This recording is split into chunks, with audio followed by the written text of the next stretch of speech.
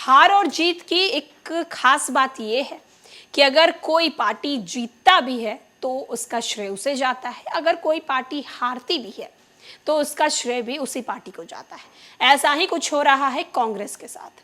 नमस्कार, मैं श्वेता और आप देख रहे हैं न्यूज़ फॉर नेशन। तेलंगाना में कांग्रेस की जीत हुई, उसका पूरा श्रेय कांग्रेस को जा रहा है। छत्तीसगढ़, मध्य प्रदेश, राजस्थान में कांग्रेस की हार हुई, उसका श्रेय भी पूरा कांग्रेस को जा रहा है। ये बात सच है कि अगर आप जीत को अपनी बताते हैं तो हार को भी आपको अपनी ही बतानी होगी। जहां एक तरफ 2024 के लोकसभा चुनाव आने को है और ऐसे में इंडिया अलायंस तैयारियों में लग गई है। एक तरफ जहां कांग्रेस कई नेता की ये मांग है कि नीतीश कुमार के नेतृत्व में इंडिया अलायंस 2024 का ये चुनाव लड़े, वहीं राजद सुप्रीमो लालू प्रसाद यादव ने साफ साफ कह दिया है कि कांग्रेस पूरी तरीके से हारी नहीं है और आने वाले दिनों में 17 दिसंबर को इंडिया अलायंस की बड़ी बैठक कराई जाएगी और बीजेपी को सत्ता से उखाड़ फेंकने की रणनीति की जाएगी। राष्ट्रीय जनता दल सुप्रीमो लालू प्रसाद यादव ने 3 राज्यों में कांग्रेस की हार पर उसका बचाव किया। राजस्थान, मध्य प्रदेश, छत्तीसगढ़ में कांग्रेस की हार पर लालू यादव ने कहा कि कांग्रेस पार्टी चुनाव हारी है लेकिन वो कमजोर नहीं है। इसके साथ ही इंडिया गठबंधन की दिल्ली में होने वाली बैठक की डेट पर भी लालू ने बता दिया। लालू ने कहा कि विपक्षी एकता की बैठक 17 दिसंबर को होगी। पहले इंडिया गठबंधन की बैठक 6 दिसंबर को होने वाली थी, जो कि रद्द हो गई। लालू यादव मंगलवार को अपनी पार्टी के विधायक शंभू यादव के बेटे के विवाह समारोह में शामिल होने बक्सर गए थे।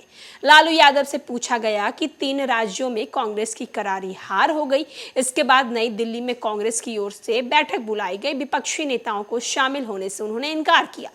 उन्होंने कहा कुछ नेताओं के पहले से कुछ कार्यक्रम तय थे, मगर विपक्षी एकता की बैठक होगी, 17 दिसंबर को होगी और इसमें सभी जाएंगे।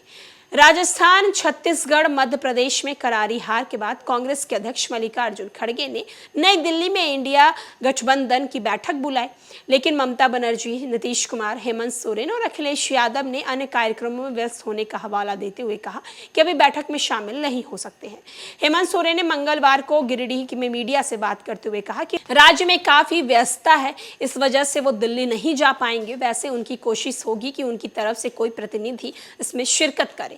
हेमंत सोरेन आगे कहते हैं कि उनकी व्यवस्था की जानकारी कांग्रेस के अध्यक्ष मल्लिकार्जुन खड़गे को दे दी गई है।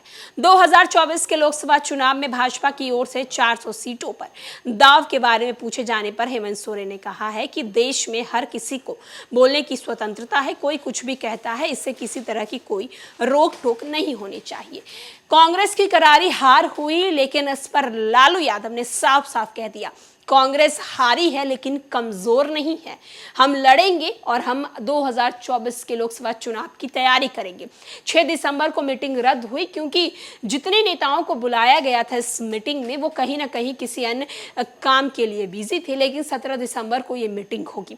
आने वाले 17 दिसंबर को देखना होगा कि इंडिया अलायंस की ये मीटिंग होती है या नहीं। फिलहाल के लिए इस खबर में इतना ही।